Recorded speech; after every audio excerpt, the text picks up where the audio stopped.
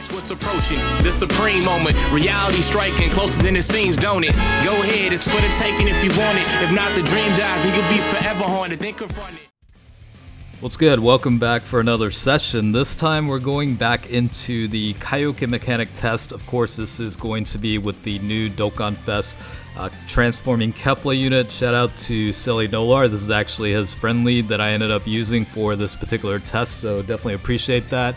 And as you saw, a little bit heavier focus toward additional attack. So, given the various skill sets built into the card itself, hopefully the additionals do kick in to maximize the actual final attack stats within the 99 turn limit. So for those that are new, let me just quickly break down the format. So in these typical Kaioken mechanic testing type videos, typically we start off with the very first stage. So as you saw, that was basically turn 2, and then this is currently turn number 4. So progressively you are going to be going through a substantial amount of turns, and with the units that have the ability to stack either attack or defense, or in some cases both, you do have the ability with every super attack to increase the attack stats. So basically this unit's pretty interesting because not only does the skill set have a built-in passive for additional attack, but given the higher levels toward additional attack in the potential system, it increases the chances to maximize the attack stats within the, again, 99 turn limit. So that's pretty much the format. I don't really have any visuals for the turn count itself, but if you refer to the pinned comment, you will definitely see the amount of turns as well as the timestamp for the relevant footage. So that's pretty much the breakdown of the format. Let's go ahead and talk about the unit itself, because I don't think I've necessarily gone in depth into like the actual unit stats as of recently. So let's just go ahead and break it down. The base form Kefla, I don't think we necessarily need to cover that, because obviously the transformation takes place after the third turn from the start of battle, so not too relevant there. But in terms of the various transformed states, all of them do have the ability to raise the attack stats based on the super attack ability. So definitely do keep that in mind. This is one of the reasons as to why the attack stats are fluctuating to the ridiculous numbers that you'll end up seeing in the later portion of the video. So Super Saiyan Kefla, I almost feel like let's just go ahead and bypass all this. Let's just go to the final state, which is the Super Saiyan 2 version of Kefla.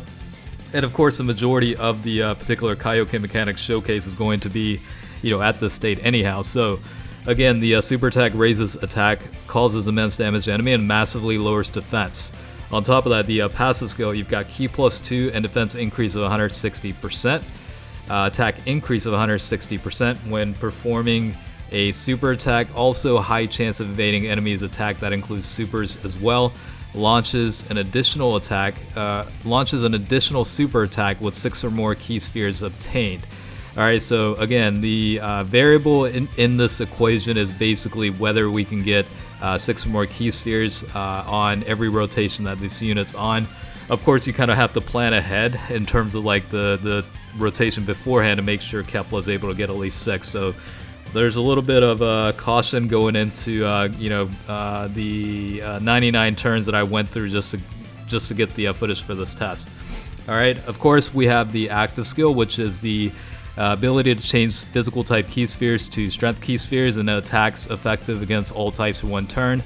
I am actually reserving this for the very end, so once we get close to that 99 turn limit is basically when you're going to see the active skill implemented. So just keep note, in case you're wondering, we are reserving it for the very last attack when we get close to basically defeating the Broly unit, which has like, I don't know what it was, 100 million HP and 1 million defense or something ridiculous like that. But as you can see progressively through this video, you will notice that the HP levels for Broly will in fact be dropping.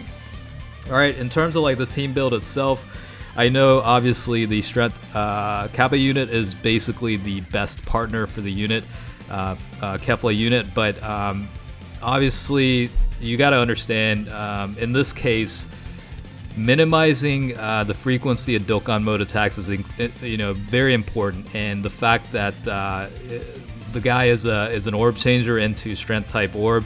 It's going to increase your chances of filling up the gauge pretty quickly. So the Gotenks unit is actually not a bad alternative option. The passive skill is a 40% increase to attack and defense for allies when facing 2 or more enemies. So along with that, you have various links like Super Saiyan and Fierce Battle as well. So it's not really a bad alternative option.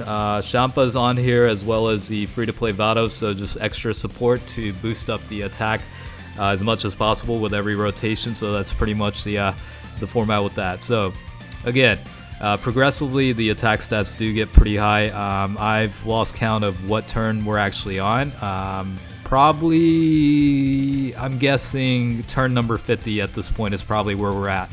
So again, pretty high increases at this state. As you can see, what is that, like 15 million at this point, and then we're a little over halfway to the 99 turn limit, so quite a ways to go. And I expect a lot heavier attack stats as well as damage capabilities coming up against Broly. So I think if you take a look at Broly, 50% roughly HP left over, so slowly slicing little by little. Of course, this takes a pretty long amount of time in terms of getting the HP levels down, but the fact that you can actually get his HP eliminated or depleted within 99 turns is actually pretty amazing. It tells you a lot about the unit itself. And again, the built-in passives along with the additional attack potential levels with this particular version definitely does help in terms of maximizing the increase of attack stats within the 99 turn limit. So again, it's a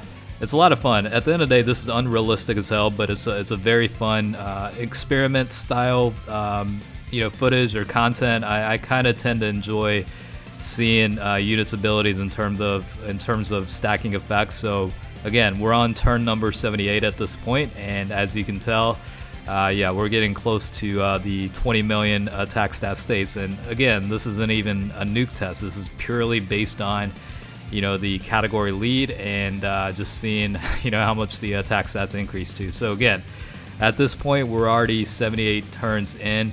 Of course, none of the other battles, unless you intentionally prolong it, you're not going to be seeing this unit at attack stats at this level. So again, ultimately this is for shits and giggles, purely entertainment purposes, so take that for as it is. There's nothing really I don't know what the right word is for it, but again, it's purely a combination of experimental and entertainment value. That's pretty much where I will summarize it as.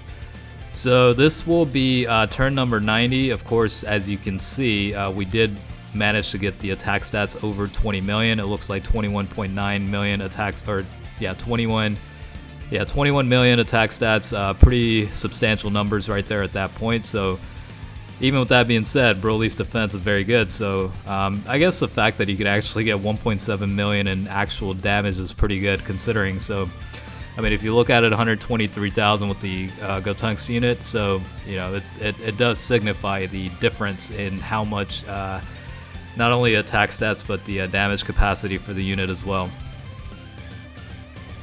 Alright, we're getting closer to the end. This is turn number 94. As you can see, Broly is very, very close to being finished off. So we're almost there, and the fact, again, we can get this to this level within 99 turns is actually pretty impressive for this unit. So let's see, 20.8, so a little bit less with this rotation because of the support being Vados versus Champa. I think Champa provides a 40%, whereas Vados provides a 30% toward the attack stats. So a little bit of a difference there, but it is continuing to stack because we are still within the 99 turn limit. Again, coming up will be the footage of Kefla pretty much serving Broly's ass as well as Paragus. So we'll wait for the final footage coming in here in a second.